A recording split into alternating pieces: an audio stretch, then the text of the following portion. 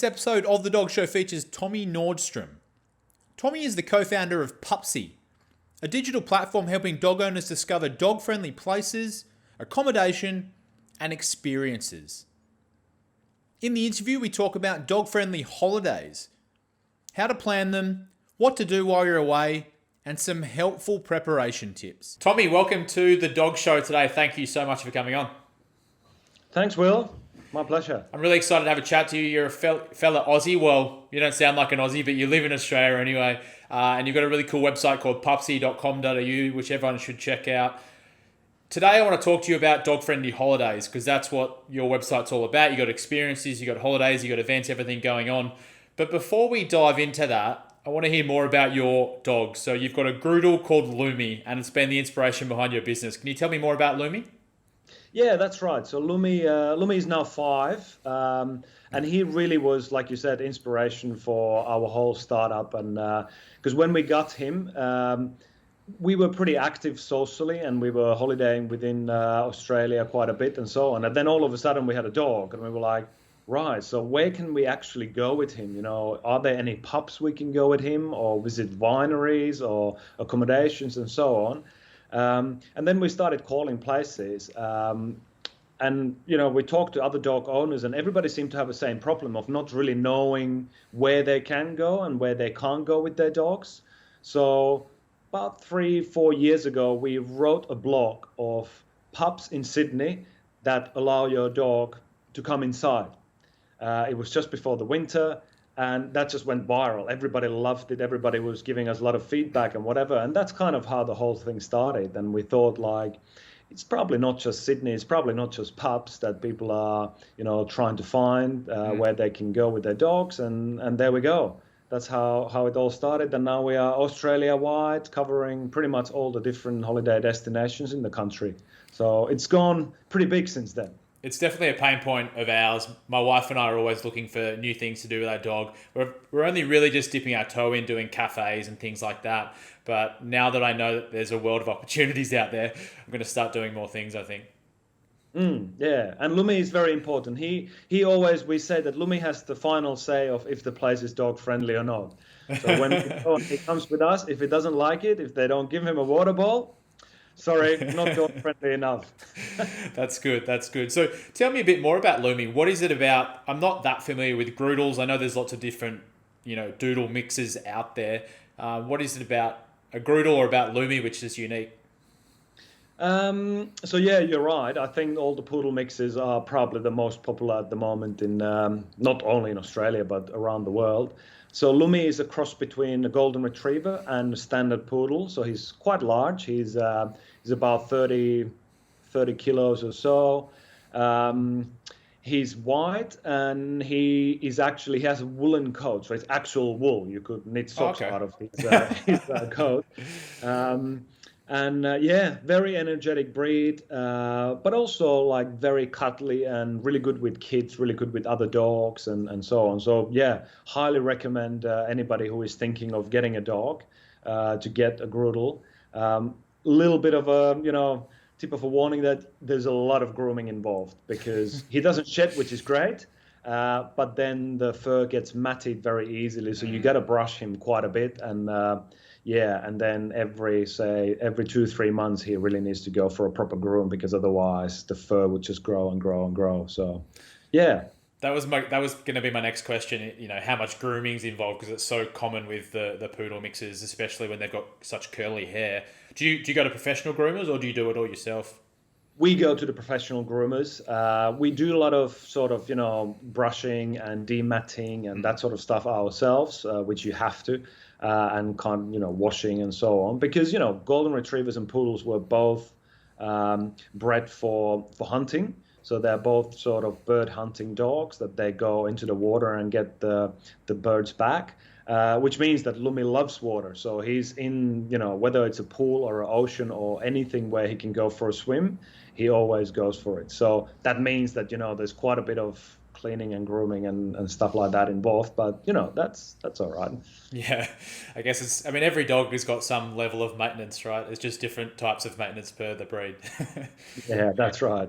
That's right. Okay, so let's dive into the content now. What question should I be asking if I want to go on a holiday with my dog?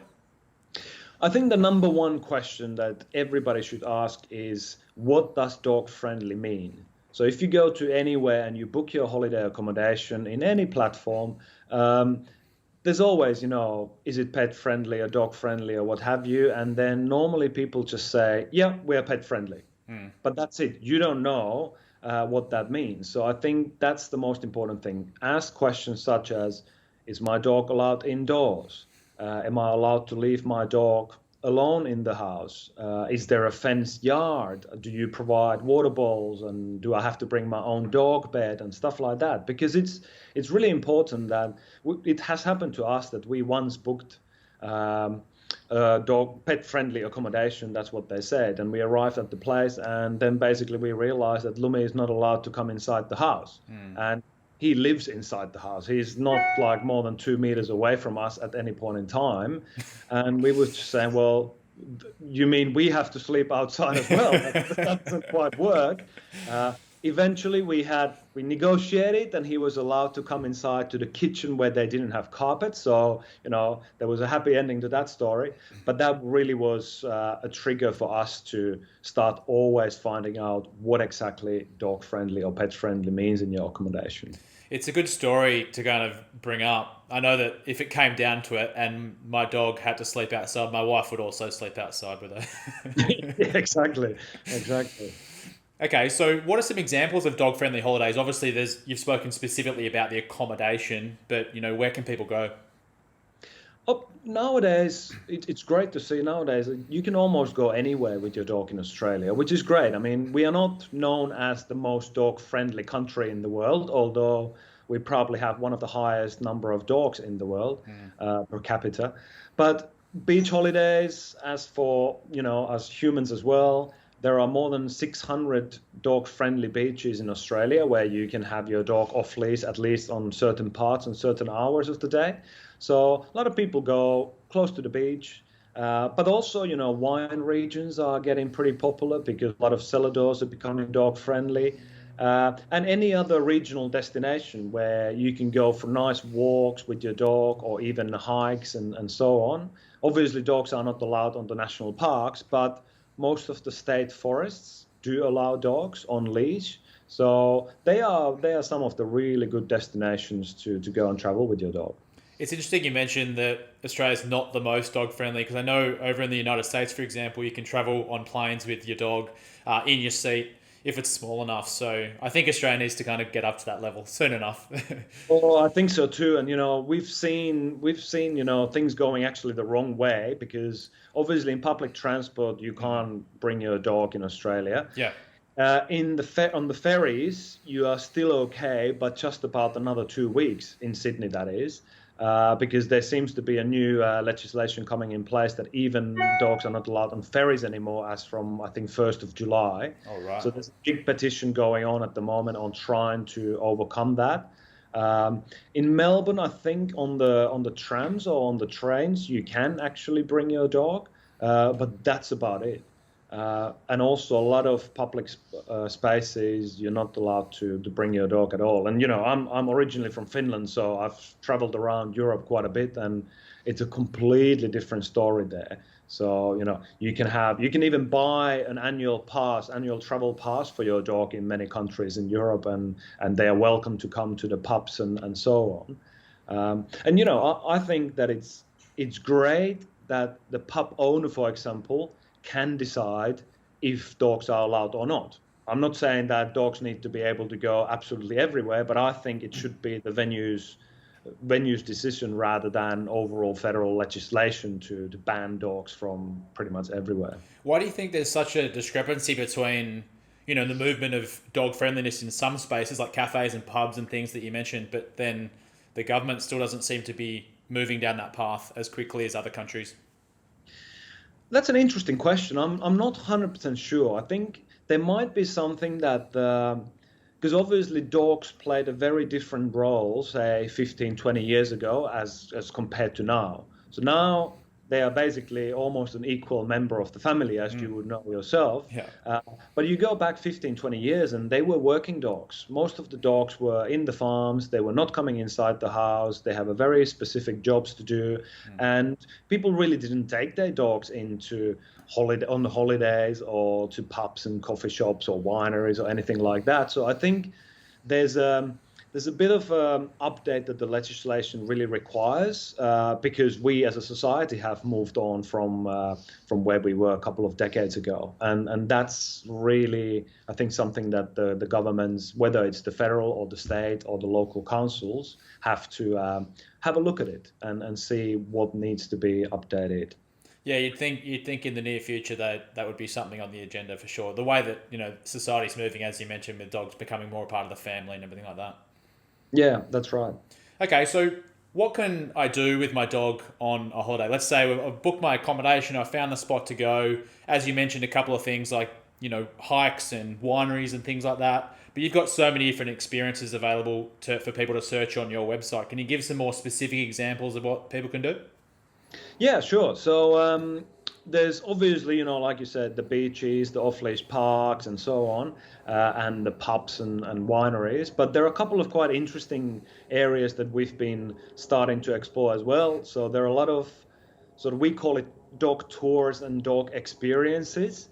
You can, for example, if you go to Hunter Valley, there are actually a couple of operators that you can book a wine tour for you and your dog.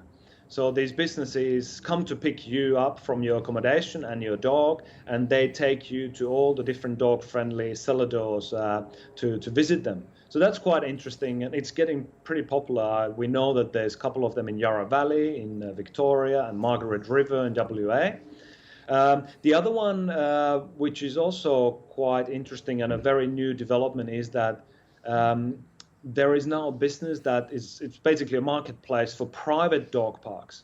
So people, for example, who have acreages in the countryside can put well, it can be a backyard or an acreage or whatever, on to this marketplace. And you as a dog owner, when you travel to, say, I don't know, Barrington Tops or somewhere, you can actually find these private dog parks that you can rent for an hour. And they can be quite nice, scenic areas that you take your dog for a walk. You might take your picnic basket or whatever with you, with great views and so on.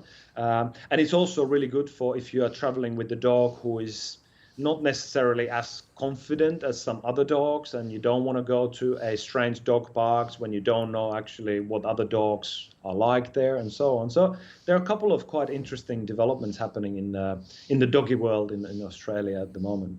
Yeah, it sounds like kind of the meeting of a number of different forces at the moment, with people traveling more domestically because of what's happened over the last couple of years, but also, dogs becoming part of the family, and so people are looking for traveling with their dogs a lot more, and all of that's kind of, creating innovation in the space. That's right. And the domestic travel, what we have seen is that, because like you said, nobody can really travel internationally at the moment. And also during pandemic, so many people got the dog that we almost ran out of dogs in Australia. Yeah.